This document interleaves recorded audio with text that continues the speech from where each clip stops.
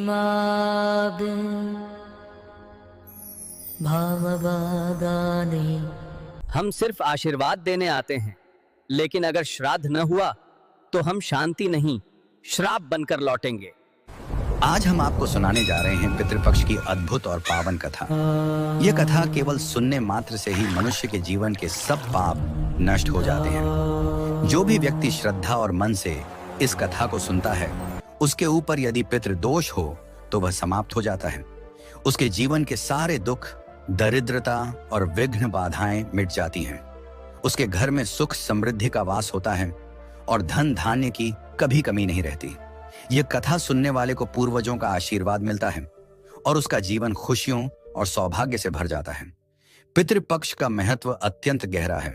शास्त्रों में कहा गया है कि इस समय हमारे पूर्वज स्वयं धरती पर आते हैं और अपने वंशजों से तर्पण और स्मरण की अपेक्षा करते हैं। जब हम उनका विधिपूर्वक स्मरण करते हैं तो वे संतुष्ट होकर हमें आशीर्वाद देते हैं। उनके आशीर्वाद से जीवन में सफलता, शांति और प्रगति का मार्ग प्रशस्त होता है। लेकिन यदि उन्हें भुला दिया जाए तो उनका असंतोष परिवार में दुख और विघ्न बढ़ा देता है। इसीलिए पितृपक्ष केवल एक धार्मिक पर्व नहीं, बल्कि यह हमारे पूर्वजों के प्रति कृतज्ञता व्यक्त करने का सर्वोच्च अवसर है। यही महान कथा भगवान श्री कृष्ण ने अपने प्रिय वाहन गरुड़ जी को सुनाई थी। जब गरुड़ जी ने विनम्र भाव से भगवान से प्रश्न किया, हे प्रभु, पितृपक्ष का इतना महत्व क्यों है? इसमें क्या रहस्य छुपा है और क्यों कहा जाता है कि इसे मानने से जीवन के सारे दोष मिट जाते हैं? तब भगवान श्री कृष्ण ने मधुर मुस्कान के साथ कहा, गरुड़, पितृपक्ष का महत्व शब्दों में नहीं समा सकता। इसे समझने के लिए तुम्हें एक कथा सुननी होगी। इस कथा को सुनने मात्र से ही पितृदोष समाप्त होते हैं, जीवन से दुख और दरिद्रता दूर हो जाती है और घर परिवार में सुख और समृद्धि का वास होता है। और फिर भगवान श्री कृष्ण ने गरुड़ जी को वह अद्भुत कथा सुनानी प्रारंभ की। दोस्तों, आप भी इस कथा को ध्यानपूर्वक अवश्य सुनें। इस कथा के श्रवण मात्र से मनुष्य के सभी पाप और दोष नष्ट हो जाते हैं। पितृदोष से मुक्ति मिलती है, सभी कर्ज उतर जाते हैं और धन, धान्य तथा संपत्ति की प्राप्ति होती है। साथ ही सुंदर और गुणवान पत्नी का लाभ होता है। संतानहीन को संतान की प्राप्ति होती है। यह कथा अत्यंत महान है और विशेषकर पितृपक्ष में इसका श्रवण अवश्य करना चाहिए। इस कथा के सुनने से पितरदेव प्रसन्न होकर वरदान देते हैं। श्री कृष्ण कहते हैं, हे गरुड़, प्राचीन काल की बात है। रुचि नामक एक राजा थे। उन्होंने संसार के मोह माया को त्याग दिया और निर्भय होकर ब्रह्मचर्य का पालन करते हुए पृथ्वी पर विचरण करने लगे। वे संसार की सभी भोग विलास की वस्तुओं को छोड़ चुके थे। उन्होंने घर गृहस्थी से भी नाता तोड़ लिया था। वे केवल एक बार भोजन करते और अधिकतर वन में ही विचरण करते रहते थे। राजा रुचि को ऐसा वैराग्य धारण किए देख उनके पितृगण अत्यंत दुखी हो गए। उन्होंने सोचा, हमारा वंशज यदि इस प्रकार संन्यास ले लेगा तो वंश की वृद्धि कैसे होगी? इससे तो वंश नष्ट हो जाएगा। इस चिंता से व्याकुल होकर उन्होंने निश्चय किया कि वे स्वयं जाकर राजा रुचि से मिलेंगे और उन्हें वैराग्य का त्याग करने के लिए समझाएंगे। एक दिन जब राजा रुचि गहन ध्यान और तपस्या में लीन थे, तभी उनके समस्त पितृगण वहां प्रकट हुए। जब उन्होंने आंखें खोली तो अपने सामने 4 दिव्य आत्माओं को खड़ा देखा। वे आश्चर्यचकित हो गए और प्रणाम करते हुए बोले, हे महान आत्माओं, आप कौन हैं और किस कारण से मेरे दर्शन देने आए हैं? वे दिव्य आत्माएं बोली, वत्स, हम तुम्हारे पूर्वज हैं। तुम्हारे इस वैराग्य पूर्ण आचरण से हम अत्यंत दुखी हैं, इसलिए तुमसे मिलने आए हैं। यह सुनकर राजा रुचि ने विनम्रता से कहा, हे पितृगण, आपके दर्शन से मैं धन्य हो गया, किंतु आप मेरे आचरण से दुखी क्यों हैं? मुझसे कौन सी भूल हो गई है? कृपया विस्तार से बताइए। पितरों ने कहा, वत्स, तुमने विवाह क्यों नहीं किया? विवाह स्वर्ग और मोक्ष प्राप्ति का श्रेष्ठ मार्ग है। गृहस्थ आश्रम के बिना मनुष्य का कल्याण नहीं होता। गृहस्थ में रहकर ही देवताओं, पितरों, ऋषियों और अतिथियों की सेवा की जा सकती है। विवाह और संतान के बिना मनुष्य देवऋण और पितृऋण से मुक्त नहीं हो सकता। संतान उत्पन्न किए बिना स्वर्ग की प्राप्ति असंभव है। यदि तुमने विवाह नहीं किया तो मृत्यु के बाद तुम्हें नरक मिलेगा और अगले जन्म में भी दुख भोगने पड़ेंगे। राजा रुचि ने उत्तर दिया, हे पितरों, विवाह करना अत्यंत दुखदायी है। इससे पाप बढ़ता है और अंत में अधोगति मिलती है। इसी कारण मैंने विवाह का त्याग किया है। स्त्री के साथ संबंध करने से मुक्ति नहीं मिलती। जो व्यक्ति अविवाहित रहकर विद्या अर्जित करता है और ज्ञान से आत्मा को शुद्ध करता है, वही श्रेष्ठ है। इसीलिए मैंने ब्रह्मचर्य का मार्ग चुना है। यह सुनकर पितरों ने कहा, वत्स, तुम्हारी बात उचित है कि इंद्रियों को वश में रखकर आत्मा को ज्ञान से निर्मल करना चाहिए, किंतु यह कल्याण का पूर्ण मार्ग नहीं है। यज्ञ, तप और दान के द्वारा अमंगल दूर होते हैं। जो शुभ और अशुभ कर्म फल की इच्छा रहित होकर किए जाते हैं, वे बंधन का कारण नहीं बनते। पूर्व कर्म का क्षय केवल भोग से ही होता है।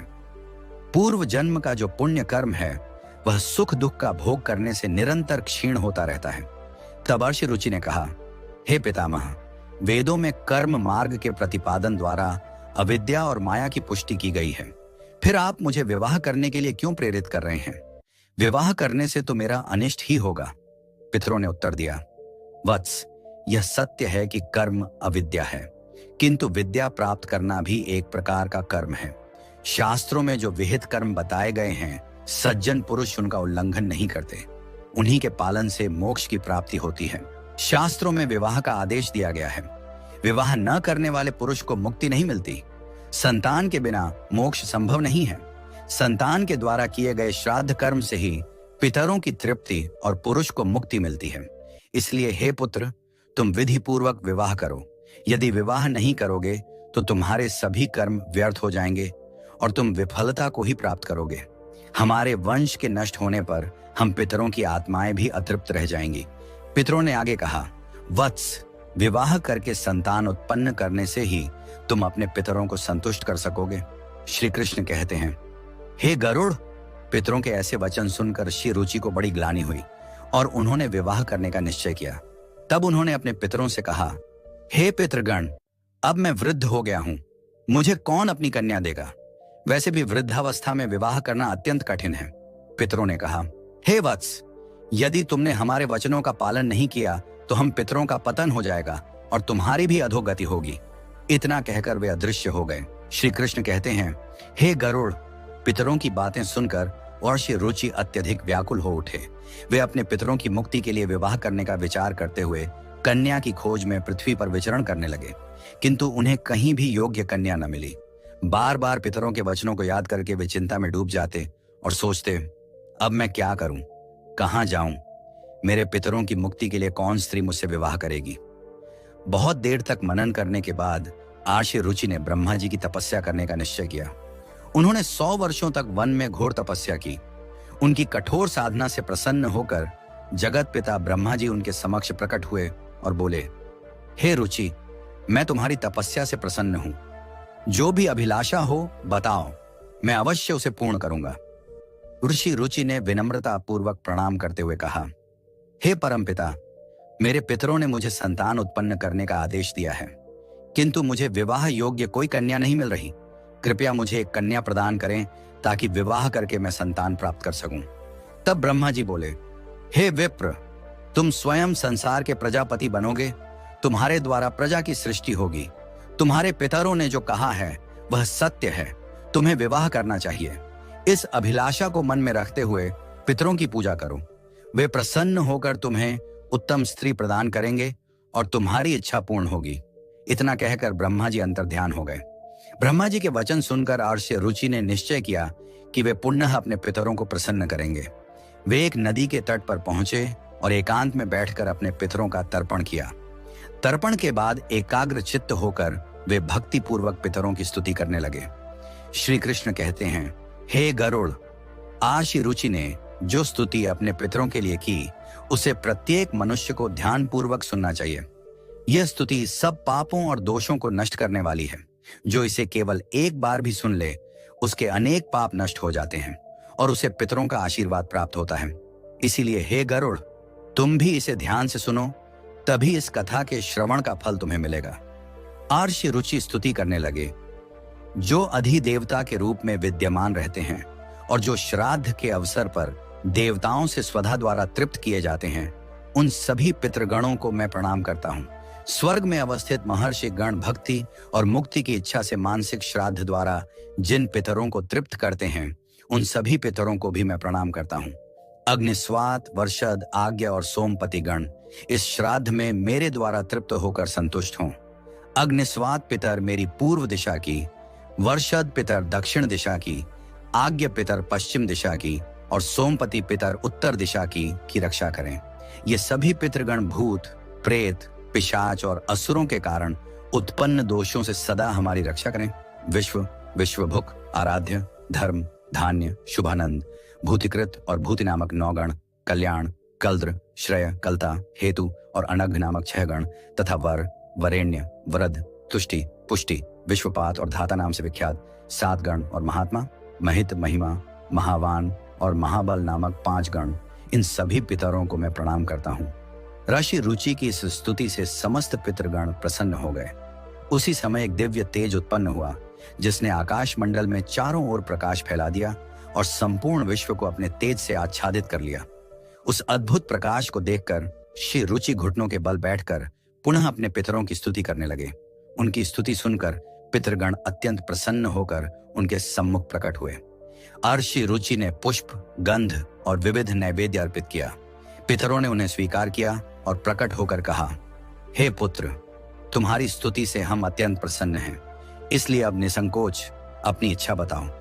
नतमस्तक होकर ऋषि रुचि ने कहा, हे पितृदेव, ब्रह्मा जी ने मुझे सृष्टि की रक्षा के लिए प्रजापति बनाया है, इसलिए मैं गुणवान, चरित्रवान और योग्य पत्नी की कामना करता हूँ, जिससे संतान उत्पन्न करके मैं अपना और अपने पितरों का हरण चुका सकूं। तब पितरों ने कहा, वत्स, इसी स्थान पर इसी क्षण तुम्हें उत्तम और मनोरमा पत्नी की प्राप्ति होगी। उसी से तुम्हें एक तेजस्वी पुत्र उत्पन्न होगा जो बुद्धिमान और बलशाली होगा। उसका नाम रोच होगा और वह तीनों लोकों में प्रसिद्ध होगा। उसके भी अनेक महापराक्रमी और पृथ्वी का पालन करने वाले पुत्र होंगे। यह कहकर समस्त पितृगण आशीर्वाद देकर अंतर्ध्यान हो गए।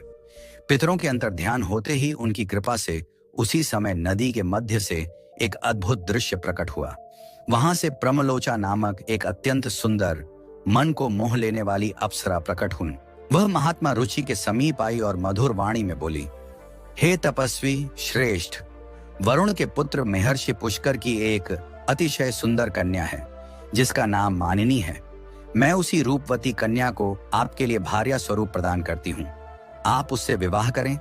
उस कन्या से आपको अतिशय बुद्धिमान पुत्र उत्पन्न होगा जिसका नाम मनु होगा। इसके बाद प्रजापति रुचि ने उस अप्सरा द्वारा प्रदत्त कन्या मानिनी से विधि पूर्वक विवाह किया।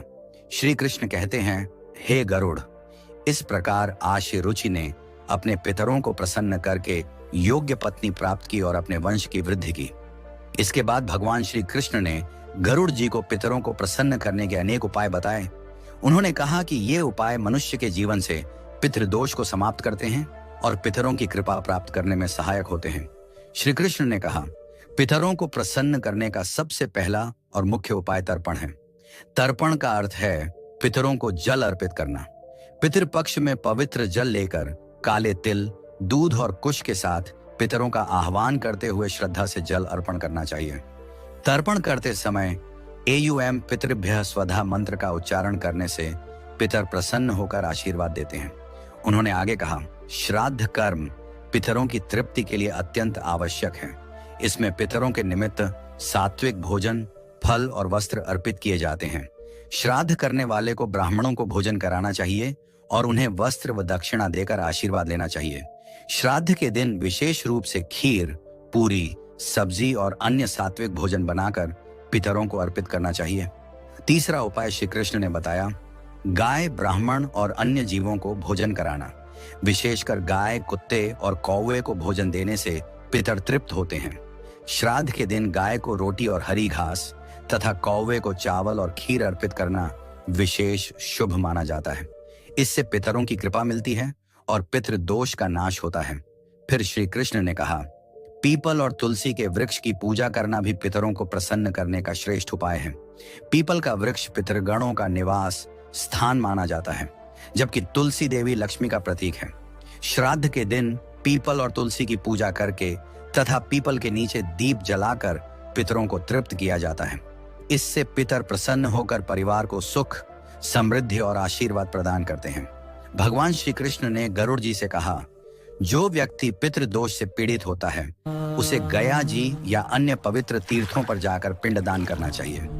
गया जी में किया गया पिंडदान पितरों को संतुष्ट करता है, वे मोक्ष प्राप्त करते हैं और अपने वंशजों को आशीर्वाद देते हैं।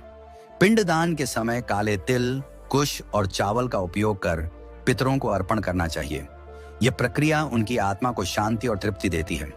श्री कृष्ण आगे कहते हैं, पितरों को प्रसन्न करने के लिए श्राद्ध पक्ष में व्रत रखना चाहिए। इस समय सात्विक आहार ग्रहण करना चाहिए और ब्रह्मचर्य का पालन करना चाहिए। श्राद्ध पक्ष में मांस, मदिरा और तामसिक आहार का सेवन नहीं करना चाहिए।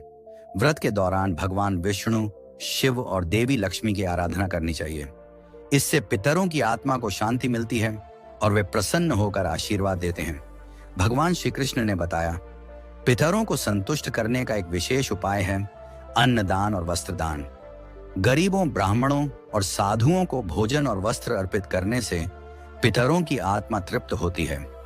श्राद्ध पक्ष में किया गया यह दान मनुष्य को अपार पुण्य देता है और पितृ दोष से मुक्ति दिलाता है। पितरों की कृपा से परिवार में सुख समृद्धि बनी रहती है। उन्होंने कहा, पवित्र नदियों, विशेषकर गंगा में स्नान करके पितरों के लिए जल अर्पित करना अत्यंत शुभ माना जाता है। गंगा जल पितरों की तृप्ति का सर्वोत्तम माध्यम है। इससे पितृ दोष समाप्त होता है और व्यक्ति के पाप धुल जाते हैं। गंगा स्नान से पितरों की आत्मा को शांति मिलती है और वे प्रसन्न होकर वंशजों को आशीर्वाद देते हैं। श्री कृष्ण ने यह भी बताया, पितरों को प्रसन्न करने के लिए सत्संग में सम्मिलित होना और पवित्र ग्रंथों का पाठ करना चाहिए। विशेष रूप से भगवत गीता का 11वां अध्याय पढ़ना अत्यंत लाभकारी है।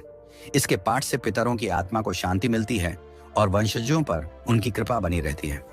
भगवान श्री कृष्ण ने अंत में कहा, जो भी व्यक्ति इन उपायों को श्रद्धा और विश्वास के साथ करता है उसे जीवन में सभी प्रकार के सुख और समृद्धि प्राप्त होते हैं।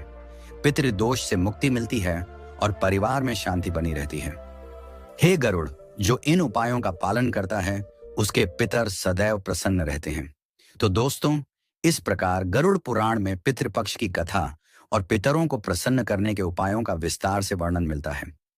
यह कथा हमें सिखाती है कि पितरों की सेवा और तर्पण करना हर मनुष्य का परम कर्तव्य है। दोस्तों, उम्मीद है आपको यह कथा और जानकारी पसंद आई होगी। अगर आपको हमारी यह मेहनत पसंद आई है तो इस वीडियो को लाइक करें, अपने दोस्तों, परिवारों और प्रियजनों के साथ इस वीडियो को शेयर करें। हमारे चैनल आध्यात्मिक टीवी को सब्सक्राइब करें। हम इस चैनल पर ऐसे ही आध्यात्मिक वीडियो लाते रहते हैं। जय श्री कृष्ण।